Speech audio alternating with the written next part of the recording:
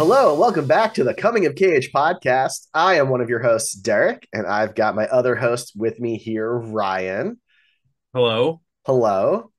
And we are your Nicolas Cage movie review podcast where we spin a wheel to find out which Nicolas Cage movie we're going to talk about next time on the show. This episode, we are covering the 2009 film Bad Lieutenant, Port of Call, New Orleans. Which is a reboot of the original Bad Lieutenant movie, allegedly. It is both somehow a reboot and a sequel and a standalone and a has nothing to do with anything kind of thing. I don't know. It's very confusing. There's like a Um, one character that shares a name with somebody in that movie, but and there's the fact that somebody's a lieutenant. Other than yeah, that, I don't think there's much in common. yeah. Harvey Keitel's character in the original and Nic Cage's character in this one are similar, like archetypes, I guess. Yeah. But yeah, so this movie is about Terrence McDonough is a drug and gambling addled detective in post Katrina New Orleans, investigating the killing of five Senegalese immigrants. That was the general synopsis. That's a fair synopsis, I think. And yeah, this is he likes doing films in New Orleans. Yeah, me and my girlfriend that was watching this movie with me said that we should definitely add that to the bingo card to as an Cajo. option. Yeah, because right now we have takes place in Las Vegas, which is where he lives, so we know he loves that place. But yeah, at least four of our movies have had taken place in New Orleans that we've watched so far. So Zondali and Stolen both did, and Sunny. Sunny and Adaptation. Yeah, yeah, yeah. No, Adaptation was Florida Everglades, not New Orleans swamp. Never mind. Still, Still, I mean, four of five, them. 4 or 5. Yeah, Yeah, that's quite a bit. Well, including this, 5. more than 10%. Right, So, which is crazy. Yeah. so this movie co-stars a few other people, including Eva Mendes, Val Kilmer, Xzibit, Fairuza Balk, Jennifer Coolidge, Michael Shannon, just to name a few people who pop up throughout the film, though some of those roles are smaller than others. Ryan, do you have notes for us to cover? I do. I was trying to figure out if this movie was before or after MacGruber. MacGruber? It Yeah, was okay. 2009. MacGruber was 2010 because Val Kilmer did MacGruber, and that was the most recent movie I remember him doing before he had his throat cancer diagnosis and started not acting as much. So yeah, this was one of his Gotcha. last movies he did. Gotcha. Yeah, I take notes and things that happen that are interesting or just things to help me remember what happened in the movie. And yeah, I'll preface this with Derek and I have both been sick. Yes. So if there's some sniffles, I apologize. Derek is supposed to edit all of those out painstakingly, No, one by one. So if you can blame him if you hear any sniffles or coughs. I will not be removing Um, them but also I'm saying that because I feel like I don't remember this movie at all, even though it's been like 2 days. because you Um, watched it during like a fever dream and right, exactly. Not quite as bad as the Cruise, but similar. Um, I think it's important to note that this movie is really divisive. If you go look at like critic scores and even user reviews on any of the major sites, there's some people that are like 10 out of 10, best Nic Cage movie ever. And then there's a lot of people that are like, this is garbage. This is the worst movie I've ever seen. It's really terrible. I mean Yeah, the featured review on IMDb, just the title is wickedly funny black comedy that borders on satire. Now, I gotta be honest with you, bud. That is not what I took away from this movie. right. It is not. Let's see. What is it classified as? I'm trying to find a. It's classified as a crime drama. So I think Okay. if you found it funny, that was unintentional. Right. Aside from Yeah. maybe a Well, few yeah, I drug-addled think moments. I think maybe people just find caginess funny. Yeah. Um, so that probably is what that is. But anyway, we can start at the beginning. My first note is snake. Yeah, yeah. There's a I have, heavy focus on reptiles throughout this whole movie. dude. I don't understand that. Like, at least with the snake, you didn't get any weird snake vision like you do with the other reptiles that we see later Yeah. on in the movie. But apparently, there's a fact that goes along with this. Apparently, so the snake is in water, and to get the water to look like river water, it took 2,400 cans of decaf coffee.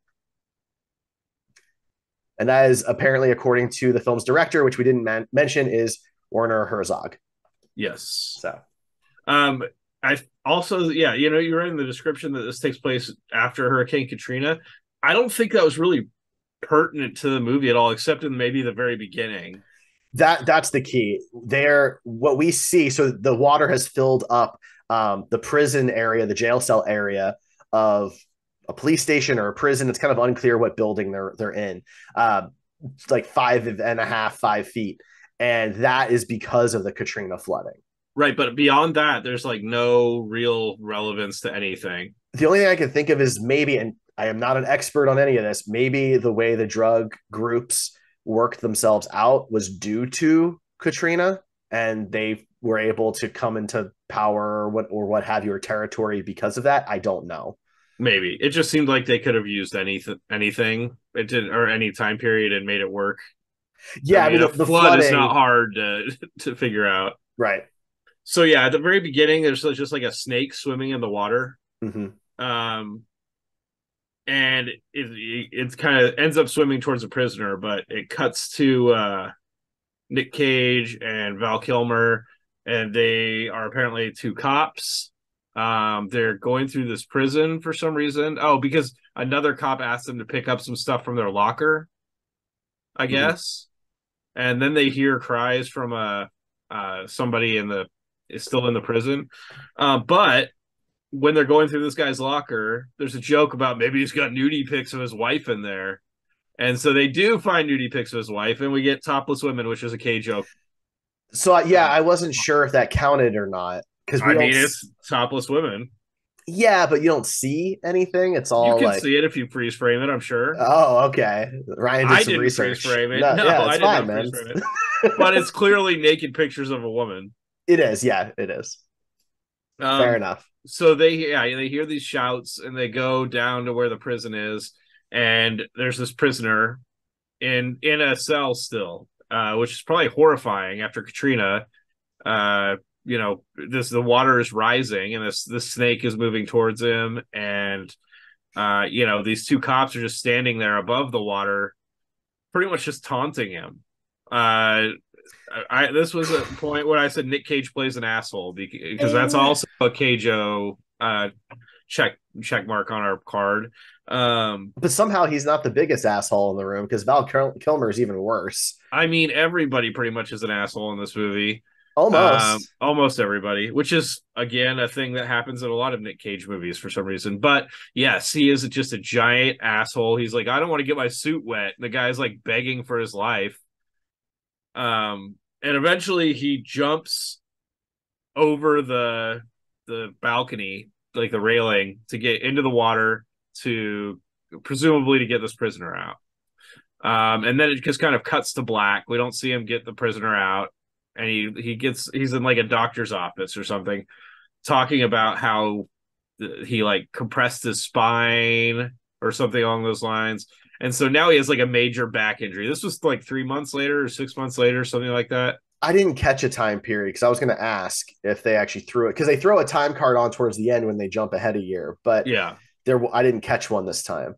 Yeah, I think there was one, but I think it was just like 3 months or something. So yeah, Mm. he clearly has. They talk about how he has like terrible back issues now, and which if you're a Nic Cage fan and you've seen as many movies of his as we have, you know that he loves playing with a physical ailment. Like the one where he had his eye that he like was trying to hold closed the whole time with Anakin Skywalker, and it was like he was really trying the whole time. Ryan's And referring to the film Outcast. Outcast, that's what it is. But yeah, in this, I thought he did a pretty good job. You could tell he was really like leading into the back injury. Whenever Mm-hmm. he like knelt down throughout the movie, he like had the straight back like somebody would with a bad back. He did a pretty dang good job, I think. There was no real like problems with that for me. No, I thought it was pretty good. I did wonder like if they had helped him at all by doing maybe putting like a lift in one shoe or something like that to help give him an off kilter walk on automatically, or if it was Yeah, all even when him. he's walking, you can see like that He's he like was doing a good job. crooked, like one shoulder is way higher than the other. I thought he handled that pretty well. It really looked uncomfortable from that Yeah, point forward. and I it's honestly, I think that's probably the reason because he's come out and said this is one of his favorite movies that he's ever done, mm, and I think for him, it's anytime he gets to like fully embrace a like when he gets a little something extra to do with the character where he's not just like embracing the mind of the character but the body also, and he gets to like do a mm-hmm. little bit more than just his facial acting and things like that. He gets to use his whole body for a role like this, and I think that's what he really enjoys doing. No, I think Even I think in that's fair. Pig, he was like hunched over a lot, and his Yeah, like so a lot of these other movies that he's talked about that he really like doing were movies where he had different physical kind of things going on. I think at least from my perspective, I think it probably helps him get into the mindset of whoever he's trying to be Probably. because he can't move like he would normally just personally move. And by the way, just going back real quick about why it's in New Orleans, according to IMDb, that was his call. Originally, it was set in New York, but he changed it to New Orleans to specifically help the town after Katrina by bringing a production down there. That's cool. So, And I yeah, mean, yeah, that was probably great for them. I'm sure they appreciated it, and it kind of showed. I mean, I don't think this was a very big movie, but it still kind of showed, what was going on down there for people that hadn't really seen it other than the news when it first happened. yeah. Unfortunately, it did not perform well. It only made 10 million. Oof, yeah, Yeah, that's rough. yeah. Okay, so going back to my notes, casual drug use.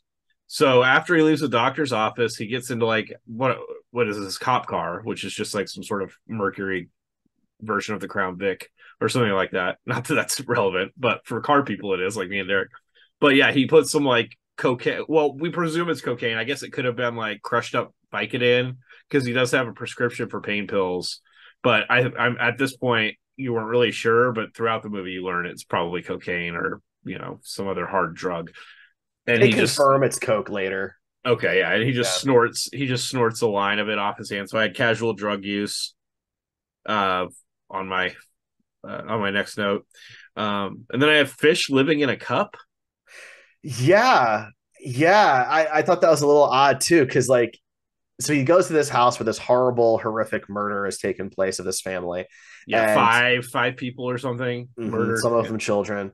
And he finds like this note that seemingly is written by a kid about his fish. And I'm looking around, like I don't see a fish tank or anything. But then he literally picks up like a drinking glass, and there's a beta in the drinking glass. Now, to be fair, if you go to your Petco, PetSmart type places, betas are sold in these tiny little plastic cups, and they yeah. just stack them in the store. So like, I know that's not great, but I suppose that does happen. So there you So go. if we have any biologists listening, you correct me if I'm wrong, any fish experts, but I believe that betas are specifically a fish that you don't want to give them a big tank. They don't do well in a big tank. They do well in Oh, smaller enclosures. That's just my understanding. I'm not an expert by any means, but I swear at some point somebody that was more of an expert on betas has told me that. So so that I had a beta in college, and what I was told was that the only thing I was told was don't put them in a tank with other aggressive fish. If they're the well, only that's aggressive also fish, true. Yeah. but you can put them with like docile fish. As long as you do that, everything's fine. So I did. I was my king, beta floating around the top, and then all these other little fish. It was pretty Yeah, cool. this isn't super relevant to the movie, but it is, a good fishy discussion, I guess. But going Learning back to about each other. yeah, Okay, right. Going back to a movie. So throughout this movie, I don't know if this bothered you at all, but it bothered me. Like he carries his gun in the weirdest way. Oh, Like because it's like right in the front. he always has the gun like right in like his belly, like with the barrel pointing right at his penis. Like Yeah, I mean, if that goes off, he's having a particularly bad day. I feel like maybe that was a choice for the back injury. Like he can't pull it out of a holster as easily, but I don't understand how that. I It's mean, I interesting. don't have a back injury, so I guess I can't speak to it. But it doesn't seem like a holster would really need your back as much as just your arm. But I don't know. He chooses to Maybe keep this gun really obviously in the front of his pants. maybe it has to do with the shoulder. Maybe he can't bring the shoulder back as far now with the back Could injury, be, right? or To go to his hip. maybe he uses the gun to just like intimidate people. Because he Well, does he that throughout the definitely does movie. that. So maybe Yeah. that's the easiest place to keep it so other people can see it. I mean, that's I don't fair. know. Romantic interest 10 years younger, which is on our bingo card, our KJO card. So Yep. this is when we meet Eva Mendes, who Feels is like a little bit of cheating because we got that in Ghost Rider, or but we haven't reviewed Ghost Rider yet. oh, she's not But in Spirit of Vengeance. no, she's not. She's But yeah, I did have on the note that she was also his love interest in Ghost Rider. Just because we haven't reviewed that yet on the show, but we did on another show, and yeah, we both have seen the movie. We're very, very familiar sure. with it. So, but yeah, that was cool. This before Ghost Rider No, this or was after after. Ghost? This was Okay, after. so they already knew each other from that movie. Yeah. But yeah, that typically, we see these women that are more than 10 years younger than Nic Cage, and this was no exception. Although in this one, she was a prostitute or some sort of sex worker, Call girl and escort type yeah, person. and so I mean, it's implied that they have something a little more than just that kind of a relationship. Oh yeah, Um, no, they definitely are in a relationship together. he kind of protects her, I think, as a like being a police officer, because he's shown to kind of abuse that power for his own benefit throughout the movie. Yeah. Yeah, but they're definitely in a relationship. He never pays her or anything like that. He does give her drugs, I guess, but it's never shown that they have a transactional relationship. Right. Well, other than the cocaine that they each ask each other for constantly. But yeah, my next note was cop doing coke with a prostitute. Yeah, man. It's just kind of establishing the rules of this world. What cops can get away with, and in this case, everything basically. Everything. And Yeah. maybe this one should have taken place in Vegas. So we get a really really good Cage scene next. It was definitely I had seen it before because occasionally I'll go on YouTube and like search for best Nic Cage clips and stuff like that to see what other people like of his, and this one has been in several of those, so I had seen it before. The context didn't really add anything to the scene. It was a good scene anyway, but the scene when he is at the pharmacy, Mm-hmm. he's trying to pick up his pain pills, and it appears to him that the employee there is making a personal phone call while he's waiting on his pain pills and trying to get to the scene of a murder. And so he just kind of goes off. He just like runs to the back himself and grabs a bunch of pills. And I mean, he's going full Cage in this Oh yeah. moment. We're seeing every emotion in a single sentence. He's Yeah. monologuing, he's been there for 40 minutes and, he's grabbing, he seemingly is grabbing specifically his prescription. He's talking about how, he knows what it costs. So he's just like throwing cash out on the counter for her. And meanwhile, there's a security guard that comes over and this dude, doesn't he pull the gun on the security guy? Yeah. And he's like, "What are you doing, man?"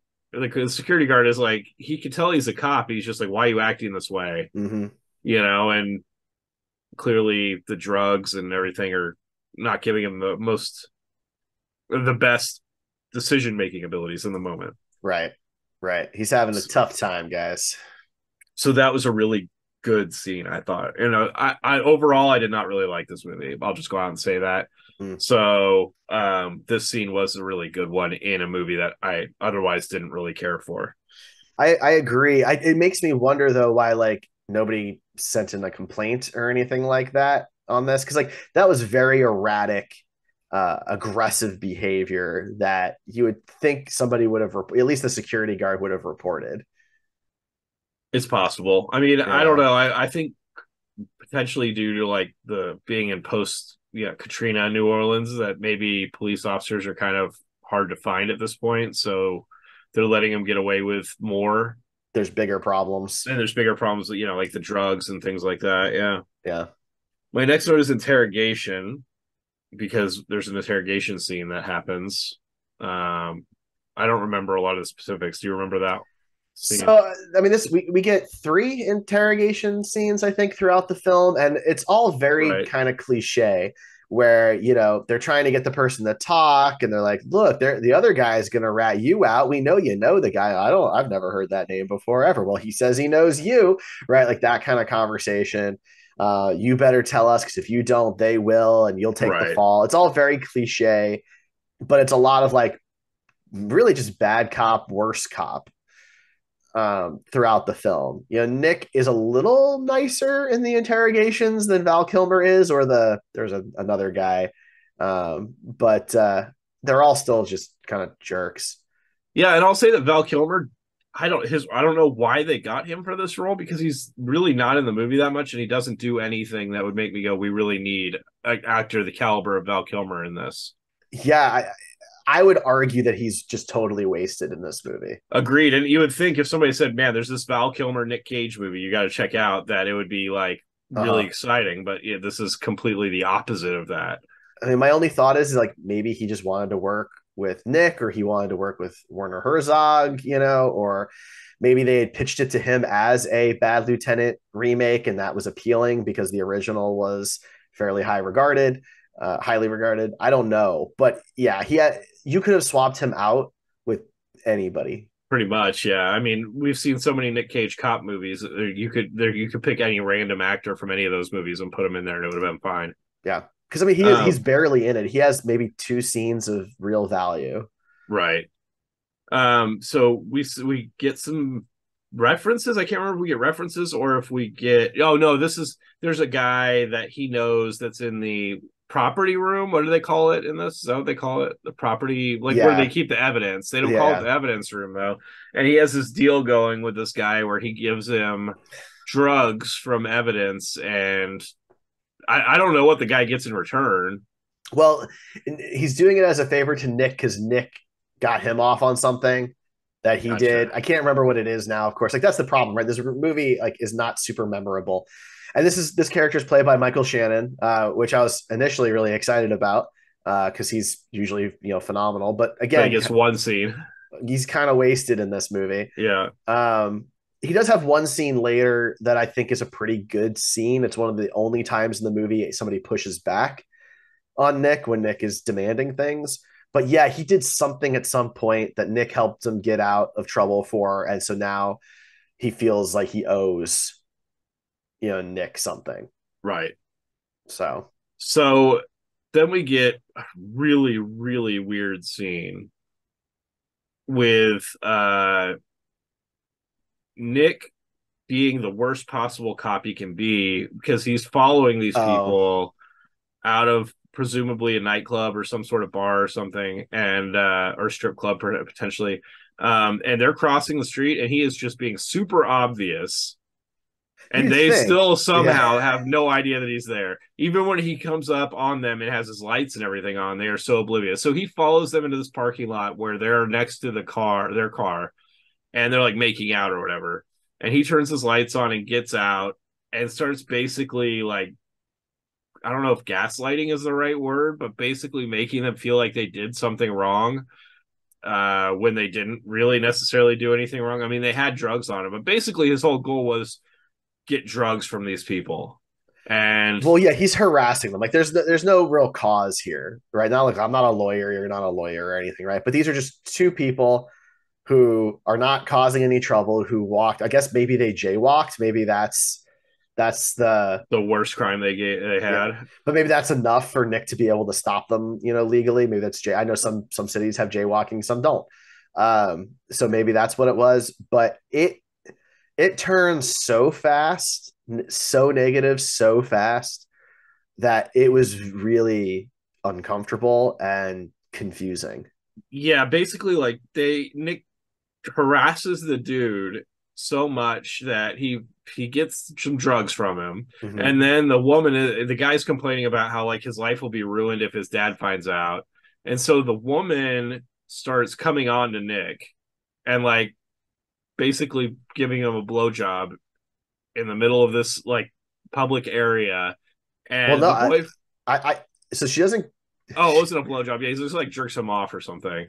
Yeah, but I don't know if that's even like towards the end of it. It looks like they're almost like actually having sex. Maybe they end up doing it at the end. In any case, the guy that was like, "My dad's gonna kill me," tries to run away, and Nick fires a gun and tells him he has to stay and watch.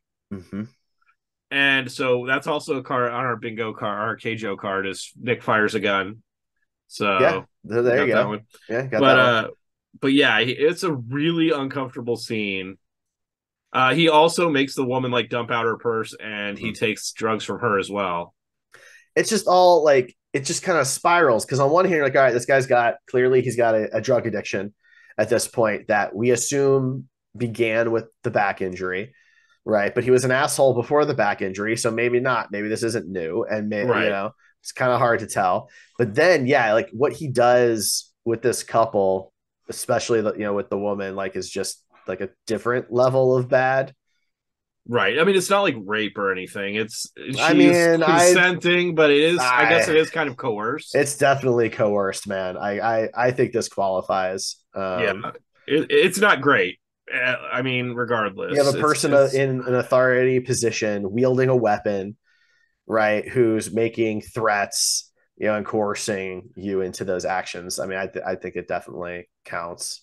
he wasn't asking her anything for sex. I mean, that was not something that was brought up. That was her offering to do that to get her boyfriend out of it. Yeah, but I mean, But I mean, say either way, this is not something we really need to dig too deeply it's into. bad. It's Either a way, bad it's scene. Yeah, bad. it's just uncomfortable. It's designed to be uncomfortable. It's just trying to show you, each scene seems like it's trying to drop the limits for his depravity like a little bit more each time.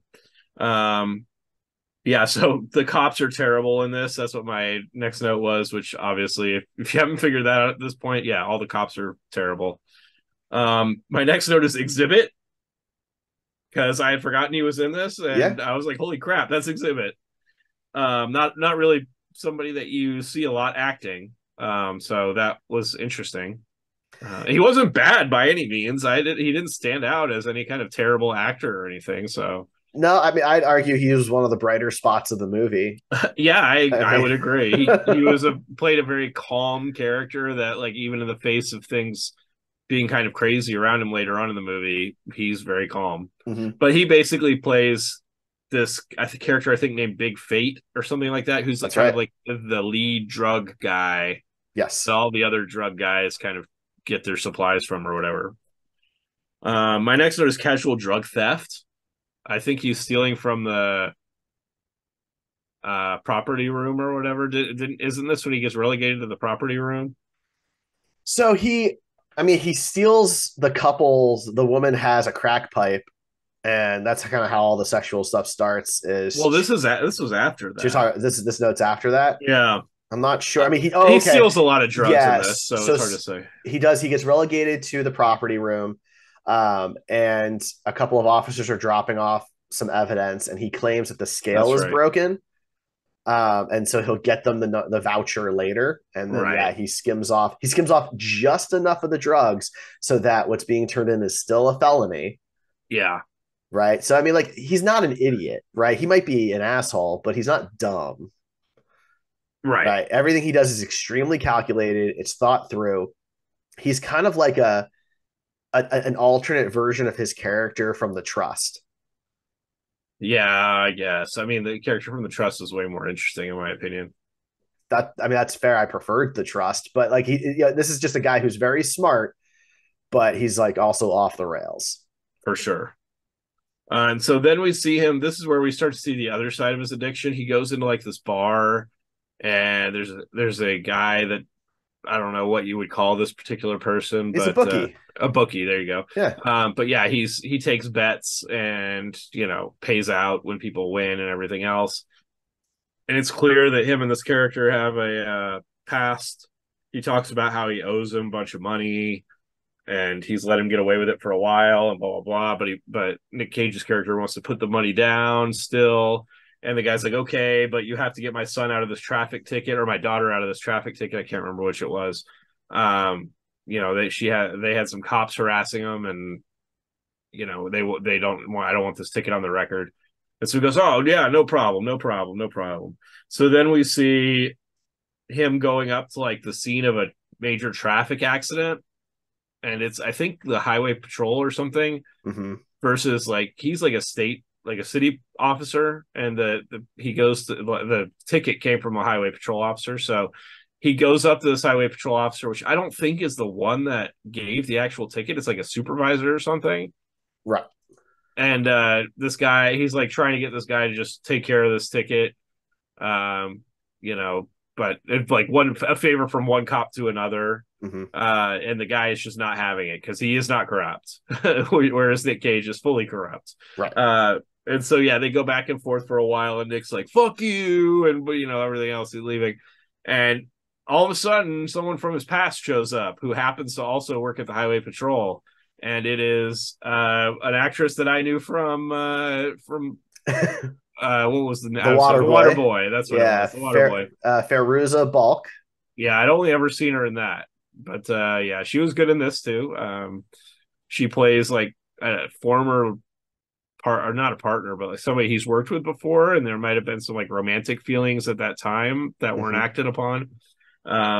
But he finds out, they're having good conversation. He finds out that she's usually in the property room, and then all of a sudden he's like super into her. And so the next scene, they're like, he's like coked out of his mind, laying on the bed, and she's in like a dominatrix almost outfit.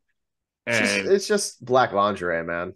Was it? I don't know. She was acting very dominant in the scene, I'll say. Yeah, it was. She looked good, but it was just black lingerie. Sure. Okay, but she was acting very dominant over Nick and like trying to get into this whole, kind of role play thing. And Nick's character is just not really like he's just there to get drugs from her property room. And which is sad because she seems like she's really like trying to have a fun, time. She seemed cool. Yeah, and he just seems like he's so coked out of his mind he can't do anything, and just brings up if she could get some drugs for him, that would be great. But she isn't into that either, I don't think. She doesn't get him drugs, does she? Not that I'm aware of. They don't show it if she does, but it was just another scene to show, he's just how bad he is. So yeah.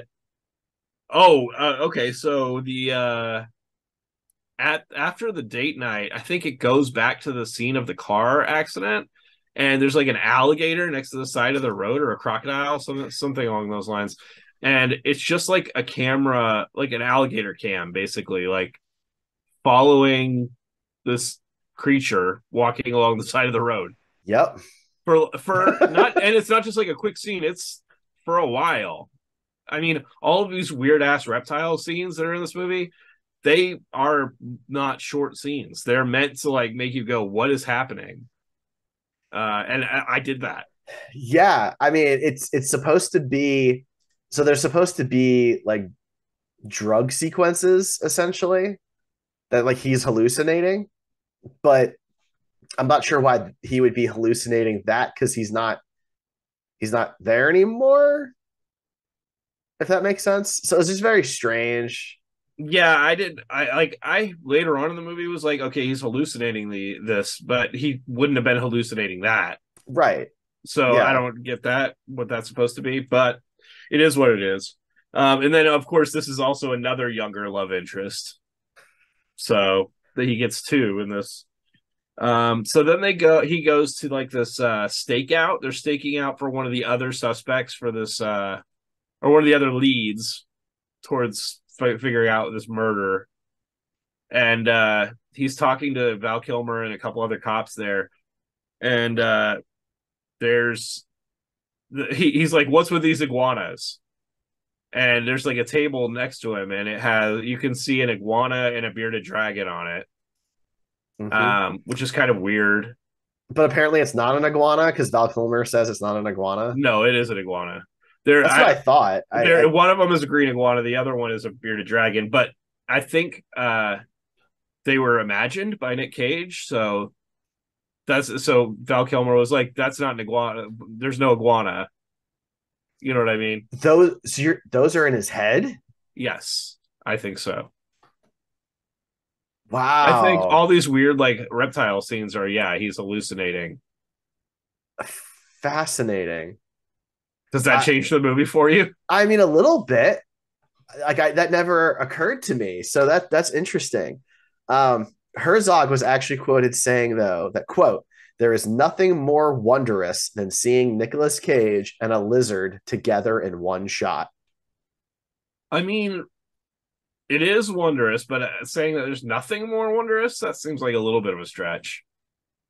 And we get two lizards in this one and Nicolas Cage. So, I, he was the director, man. I don't know.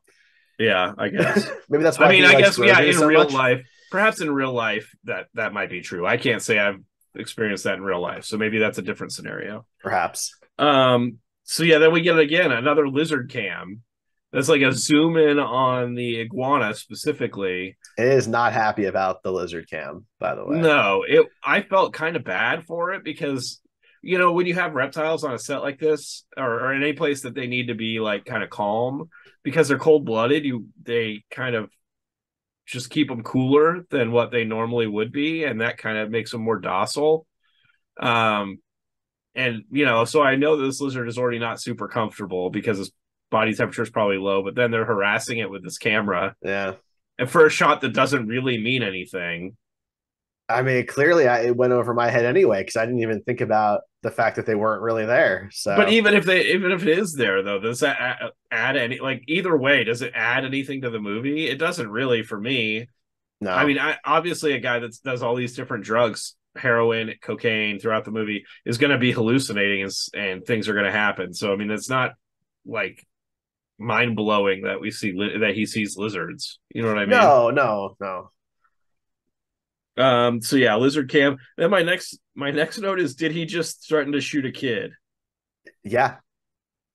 I don't remember exactly what that was in reference to, but So they're gonna go bust down and get one of the other guys. I forget which one this is. I think this might be. I think this one. I think the second guy's is Midget. Um, is the name that's that the he goes by. character's The nickname. character's Yeah. name. Yeah. And they're in like row homes. If you're familiar with row homes, they're kind of like they're like townhomes, but you have a lot of them connected together instead of just like two.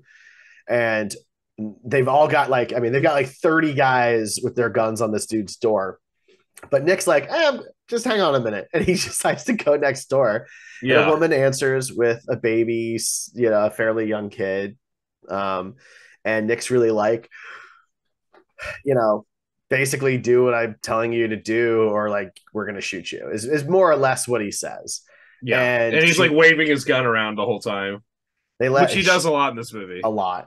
She lets him into the house and he goes through the whole house and he goes out the back and he's basically going around the back to get like sneak up on this dude who of course is looking out the front window at the 30 people who are ready to shoot him, and Nick gets the jump on him. Yeah. Like, I guess like that was clever and that was smart. I do kind of wonder what the protocol is for that and if someone should have been with him or what. I don't know. It just seemed kind of Well, then rogue. he sits on a bed and shares a joint with the guy that they're supposed to be Mm-hmm. pulling in, which is super weird behavior. And then he gaslights the guy about it later Right. while they're being interrogated. So my next note is Jennifer Coolidge. She is she's not Nick's mom, right? She's the His dad's wife or so dad's his girlfriend, so his stepmom. stepmom, I guess. Yeah, I Yeah. don't know if they ever say if they're actually married or not, but yeah, she is playing something against type. Like I hadn't really seen her.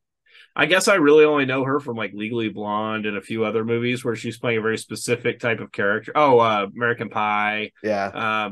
Specific type of character. But in this one, she's definitely playing a different character, and I thought she was really good. She was. I think since those movies, she's taken on more serious roles, and I think she's really excelled at them. Yeah, Um, but yeah, she plays a very kind of sad, worn down person who is an alcoholic. It's not really said out loud, but it's definitely alluded to multiple times throughout the film. Um, and They're visiting. Nick decides to visit his dad, and so like this is kind of our first introduction to his dad and Jennifer Coolidge's character, yeah, and the dog. right, right, and we Um, find out that his dad, is an admitted alcoholic, and he's trying to get back into AA, and he's struggling with it, and so he's you know, trying to get rid of all his responsibilities right, because right, he doesn't think he can handle responsibilities while he's in recovery, right. and that includes the dog. Mm-hmm. And And so the house Nick, is old. It's in a pretty big state of disrepair, from what I could tell. But it's a fairly large house, so I would think that at some point the family had money. But yeah, yeah. So Nick's character offers to take the dog, and he takes it to his girlfriend, and she's like, "Why are you bringing this dog here?" And she's like, she clearly likes dogs, but she also clearly doesn't want the responsibility of a dog because of her lifestyle. yes, And yeah, she asks him what's his name, and he's like, "I don't know. I'll call my dad and find out or whatever." yeah. It's just a really shows you how much the character cares about all the wrong things. Mm-hmm. Mm-hmm. And we did get a green screen driving scene in there as Oh, well. did we? I missed it. Yeah, Okay. there was a green screen driving scene. Ding. Bathroom search was my next note. I don't remember what that Bathroom was in reference search. to. Bathroom search. Yeah. That doesn't ring a bell. Okay. And then my Sorry. next note is, where did the dog go? The dog's just hanging out in her apartment or her condo or Well, no, whatever. there was they like went driving or oh, so no, she left and the dog was with like the bellhop or something. He had offered to take care of the dog for like the Mm, day. right. And then he's like, but I can't take the dog anymore. And then the dog is just like never brought up again. Oh, I thought he took the dog back to his dad's house, I guess. But no, because the dog is there later. Right, but it just disappears. The dog just kind of vanishes for a little while. That Yeah. is unclear. It's unclear what happens to the dog for a good like 15, 20 minutes of the movie. Yeah. So he's doing anything he can at this point. It's the movie is showing a lot of like his depravity, but it's also showing like he's trying to solve this crime. Right. And at one point he's harassing these two old women. Yeah. And so like there's specifically this one scene where he's hiding behind a door shaving, and they come in this Shaving. door, Oh my and god. they come in this door, and he like pops open the door once they're in the room, and he's got like an electric razor, and he's just like shaving while he's threatening them. And he like the one of the women's grandson, what was a witness to the murder. Right. And so he's trying to find this grandson so that he can testify or whatever. Because he skipped And town. yes, and Yeah. so he takes We did the skip some stuff. we Now I know what you mean by the bathroom scene. This must have been when the kid disappeared and he had to go search out the bathrooms. yeah, probably. Oh So yeah. I yeah. remember that. But so yeah, There he's is an important part in there we should probably talk about, go for it. which is so he has this kid. This kid's kind of in like a very loose witness protection. Basically, Nick just has to watch him indefinitely. So he drives out to where his girlfriend is, Eva Mendes' character, and it's at like this Hollywood casino or whatever. And he goes to see her in her room, and she has been hit in the face. So she has a black eye. She's covering with sunglasses, and the guy is still there. And so Nick more or less threatens this dude, and the dude is very cocky, very strange. He's like, "Don't you know who my friends are?" Yeah, Kind of thing. he's listing all these names that mean nothing to me. Or Uh, him, or Nic Cage's character, really. right, like we have no idea who these people are. Like if Nick doesn't know, I don't know. Right, and so and then the kid runs away. Right. Is Well, basically what and this is where happens. the dog thing happens too, because when he picks up the girl, his girlfriend, and the kid, he picks up the dog as well, and they're all in the car. Right, And they like they go into so Nick can place another gambling bet, and uh the girl and the kid are together. She's supposed to be watching him, and he's asked to go to the bathroom, and just leaves. Yeah. And the dog at this point is maybe still in the car. I think it's supposed We to be, we but never see him again after this, I don't think. well, no, So we do see him again oh, okay. uh, a little bit later, Okay, fair and we'll enough. we'll talk about that. So yeah, he goes into like those bathrooms. He's searching through all the bathrooms and everything else. But yeah, so the kids skip town, and he goes to threaten these old ladies who's shaving behind the door. And like one of the ladies is on oxygen, and he takes the oxygen and like pinches the tube and pulls it out of her nose so that she can't have oxygen.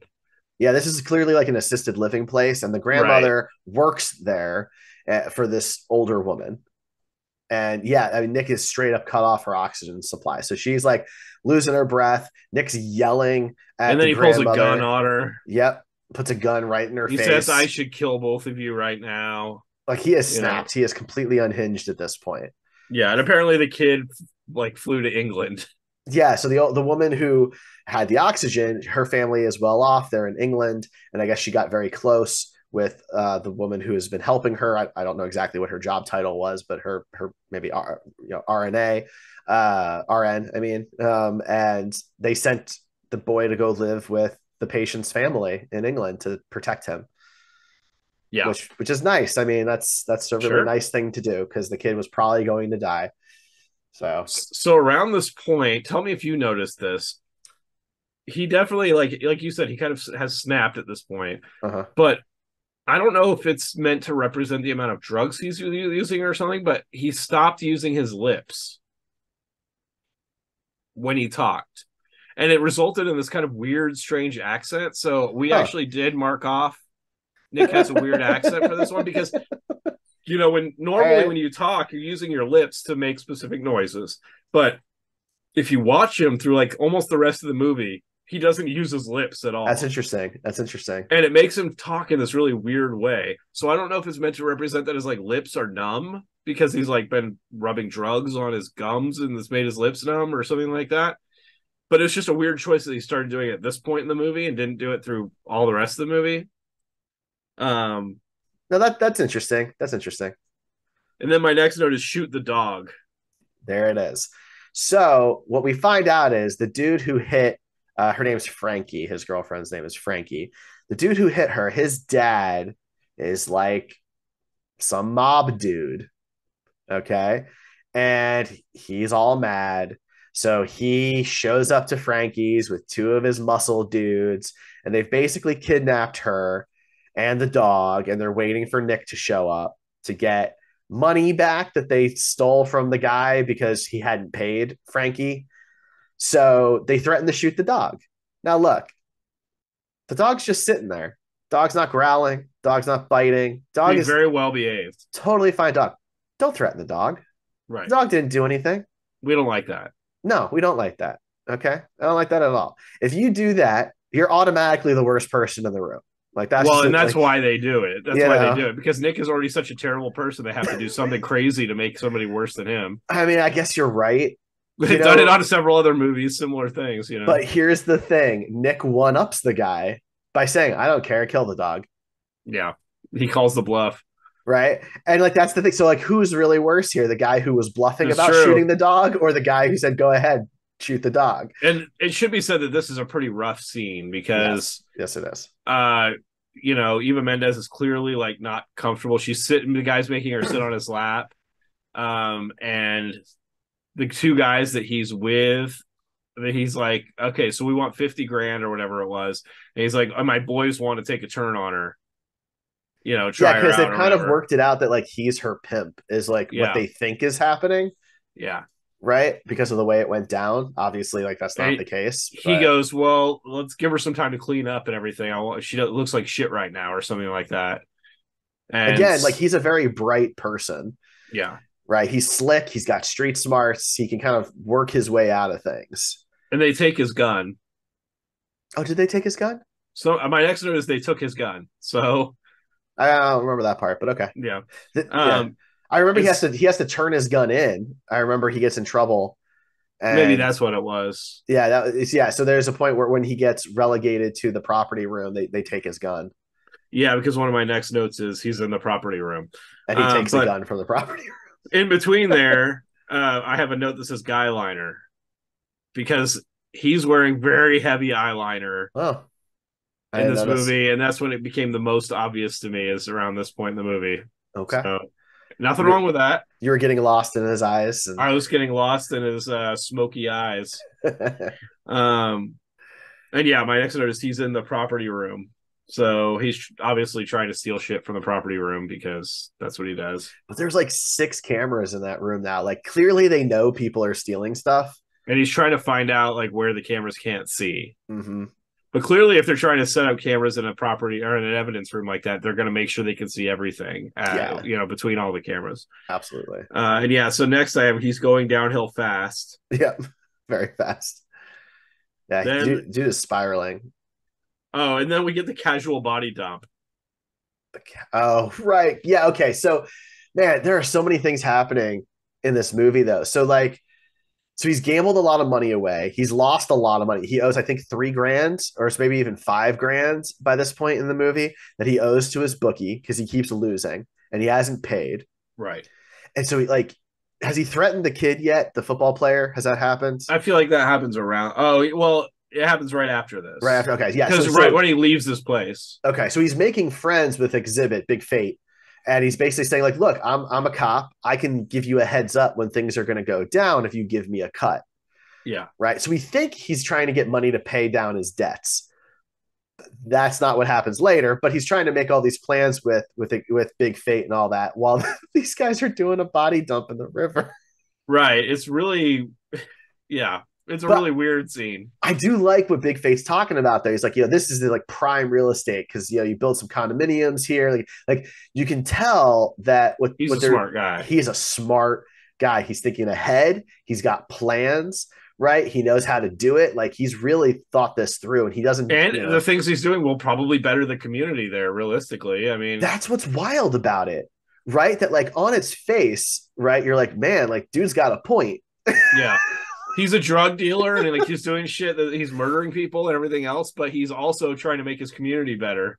Well, so that's the thing. Like, and we don't ever really know exactly who murdered these people because there's no direct evidence that ever links back to Big Fate. Nobody's talking, right? So, like, we actually don't know for sure.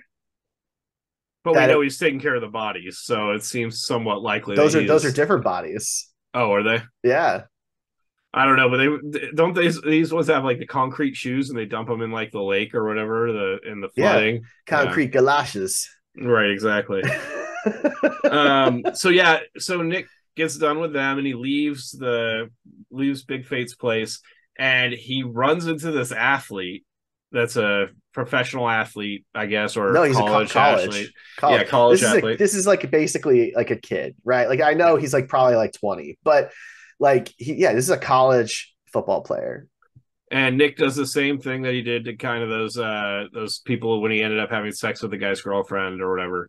He makes this kid, he essentially blackmails this kid into throwing the game.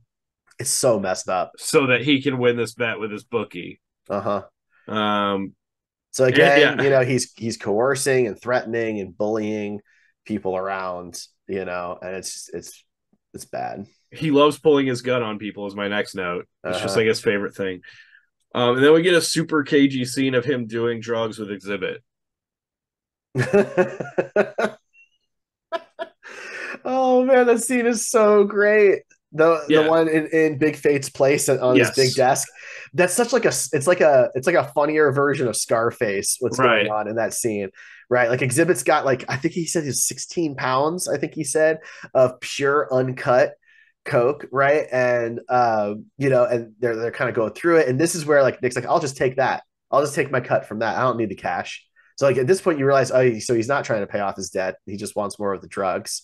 Right. Right. And so he's taking hits and he brings out his stolen crack pipe, which he calls his lucky crack pipe, and does something that turns out later to be just brilliant.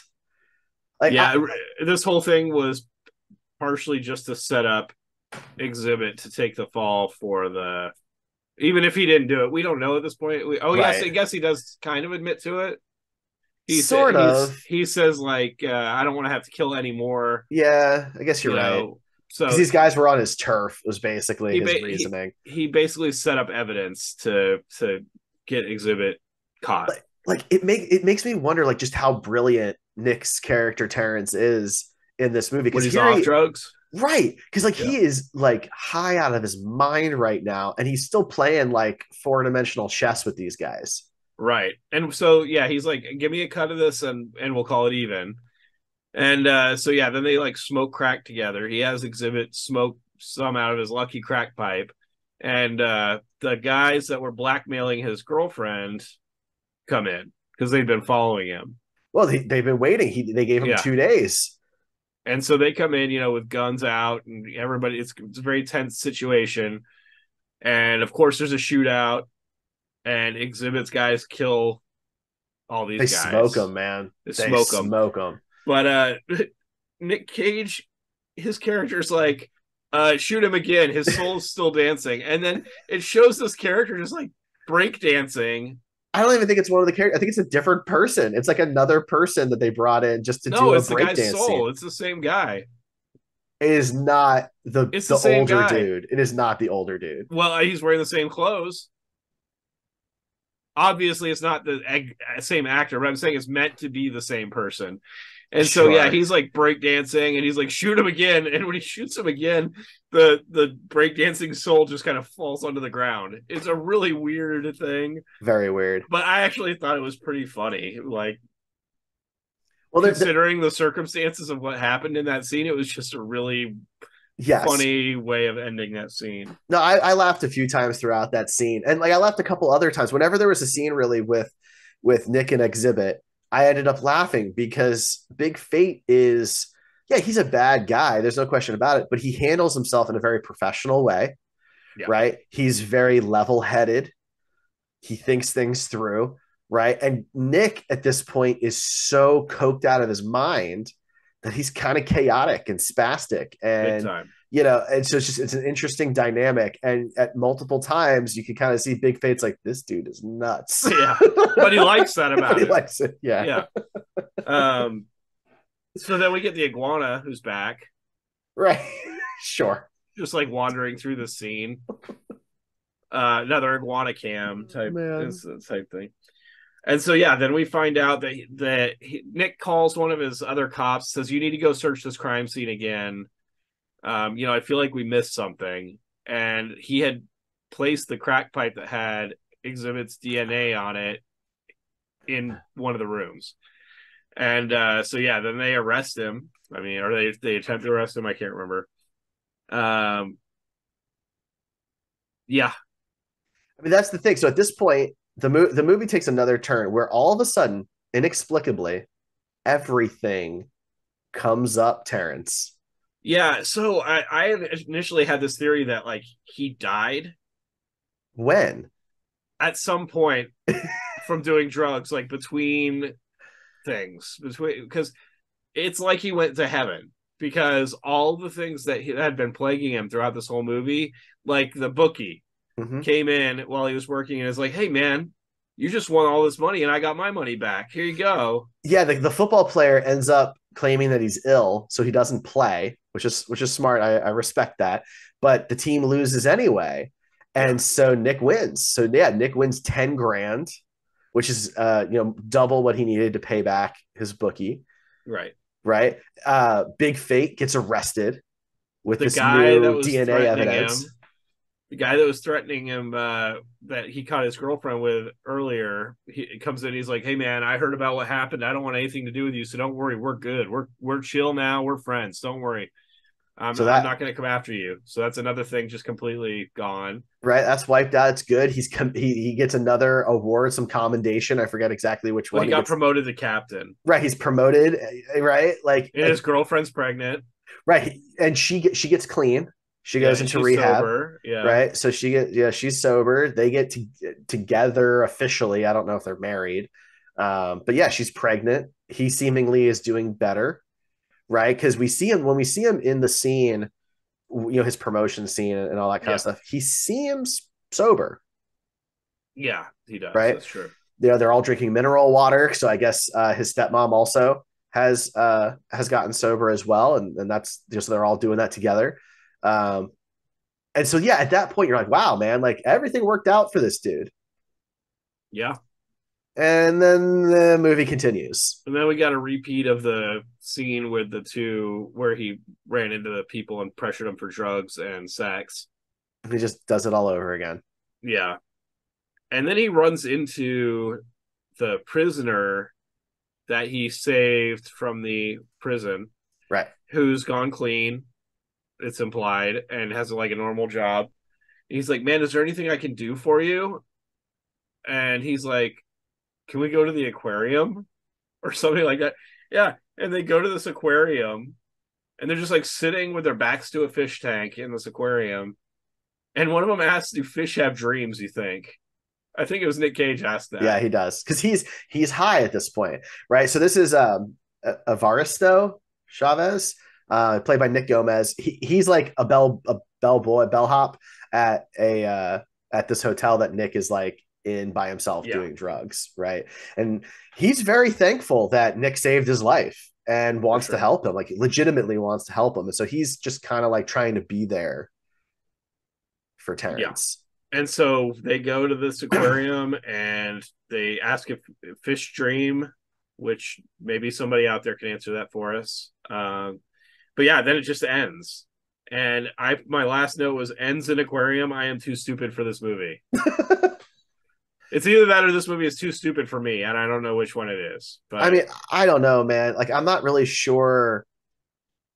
I don't know what the point of the movie was. Like, if you do bad things, then everything good happens for you. Like, I mean, that's kind of what it seemed like. It might be though. Like, even if good things happen, sometimes that's not enough, why? right? He's still alive at the end doing drugs. I mean, But that's the thing. Like, his dad, his stepmom, his girlfriend, they all get clean. They're all sober, right? They're moving on with their lives. They're bettering themselves, and it's just not enough for him, and he's still stuck on that drug train. And maybe that's the message that even if everything goes your way, it doesn't mean that all of a sudden everything's okay, right.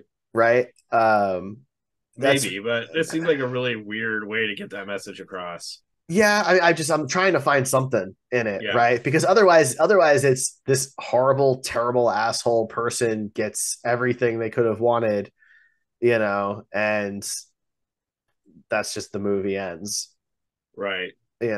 So I mean that's it. That's the whole movie in a nutshell. Just kind of sad, depressing, frustrating at times, difficult to watch at times, and it's sort of a reboot. I guess. So there's That's some people out there that think that it was just they just tacked on the bad lieutenant thing to get more money. I mean, it goes back and forth, right? So apparently the original treatment was called The Bad Lieutenant, but Werner Herzog never saw the original. He wasn't interested in that, and so he doesn't consider it a remake. But one of the people behind the original, Abel Ferrara, was furious that this movie was being made. Like hated Herzog for it, hated Nicolas Cage for it. Later, at some point, made amends with Herzog. So it does sound like this was not handled particularly well during development. Right. Um, but I mean, he was a bad lieutenant. So. Yeah, that's true. Yeah, so it's not like. I guess we got to rate this mofo. Yeah, let's do it. 1 through 20. 1 is low, 20 is high. We rate on quality and overall caginess. Ryan, what is your quality score? Man, I don't know. Like it wasn't. There were interesting scenes, and like it's definitely not the worst movie we've ever watched. I don't know. I'm feeling like maybe an 8. An 8? Yeah, where are you at with it? Yeah, I think that's really fair. I actually think I was going to give it an 8. I'm just double checking. I mean, that's what I gave the Cotton Club and Stolen, and I would put this on the same realm as Stolen. Yeah, that's pretty good for me too. So, all right. So we have an 8 on quality. Then we have caginess. There's definitely some caginess in here. He really leans into the injury that we talked about. There's the drug scenes. Like, there's definitely some good caginess in here. It's not like a ton, but there's No, but the scenes that he is cagey in are big. they are I big mean, scenes. So I'm tempted to put this kind of in the middle, maybe like a 10. wow. I was thinking like 14. Oh, really? Yeah, I mean the scenes that he's in, he's really cagey. Like when he goes all out, there's some movies where we get a little Cage throughout the whole movie, but this one, when he goes into full Cage mode, I mean, it's big and you remember it. Okay. I I mean, mean, think of that scene with him and Xzibit doing those drugs and like the soul dancing, and he's all this, like, just the way he was going in that scene. That scene alone is probably, I probably would have put it at 10 if that was the only KG scene in the movie. that's fair. All right. I'm not gonna go as high as a 14. I'll go with a Okay, 12. that seems fair. We'll even out at a 13. All right. So we got a 13 on caginess and an 8 on overall quality for the movie. So that puts it up there. And then we got to figure out what movie is going to replace it on our Wheel O Cage. And we will spin that in a separate little video. And Wind Talkers, the military movie, Wind Talkers will join the Wheel O Cage. To find out what movie we're going to talk about next time on the show, go to comingofcage.com and watch the next entry in Wheel O Cage as we spin to find that out. Ryan, anything else on Bad Lieutenant, Port of Call, New Orleans? No, I think we pretty much covered everything. I guess we could say he does say Port of Call, New Orleans at one point Oh, in the movie. we did not cover the opening time. So if you go to IMDb Yeah. or anything like that, the movie is called Bad Lieutenant, Port of Call, New Orleans. But when you watch the movie and the title card comes up, it's called The Bad Lieutenant, Port of Call, New Orleans. I don't know why there's these two different names for the movie, but I don't know. Maybe they dropped the to match the original. maybe. That's I my don't only know, real but thought it there. was an interesting tidbit. But yeah, I think we pretty much covered everything about the movie now. Cool. The the tagline on the poster is so good, man. The only criminal he can't catch is himself. Is that true though? I mean, we only see him really catch one criminal. I know it's so bad. Oh man. All right. Well, there you have it, folks. Bad Lieutenant, Port of Call, New Orleans. On the Coming of Cage podcast, we've got Cajo, our bingo series. You can go and watch our videos for that to find out if any of us ever get a bingo in a Nicolas Cage movie. You can watch our Wheel of Cage. You can, of course, catch this on your podcast app of choice or our YouTube channel so you can see our glorious faces as we talk about these movies. I'm Derek. That's Ryan. Peace out. See ya.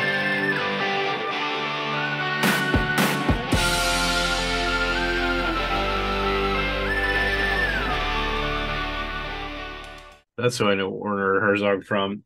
I want to see the baby. That clip's going at the end of the episode. Just thought you should know. Great.